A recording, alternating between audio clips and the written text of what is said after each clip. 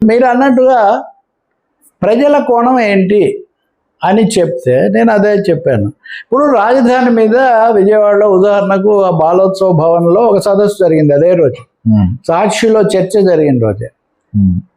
సాక్షిలో ఈ చర్చలోనేమో దేవతల రాజధాని కాదు పలానా రాజధాని అని వాళ్ళు అన్నారు. అక్కడేమో భూములు ఎలా తీసుకోవాలి, కార్పొరేట్ ఇంట్రెస్ట్ల నుంచి ఎలా కాపాడుకోవాలి, రైతులు ఇట్లా అన్ని వాళ్ళు చర్చించారు. నిజంగా దాని మీద చర్చ జరిగి ఉండాల్సింది, కానీ చర్చ మొత్తం ఇరుపక్షాలకు కూడా దీని మీదే మళ్ళింది.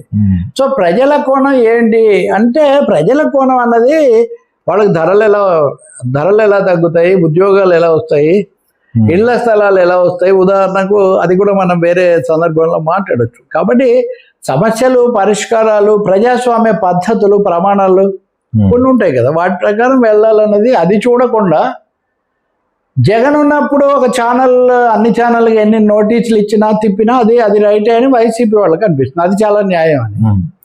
రెడ్ బుక్ కాబట్టి లేకపోతే ఇంకొకటి చేశారు కాబట్టి ఇప్పుడు ఏం చేసినా రైట్ అని వీళ్ళకి అనిపిస్తుంది.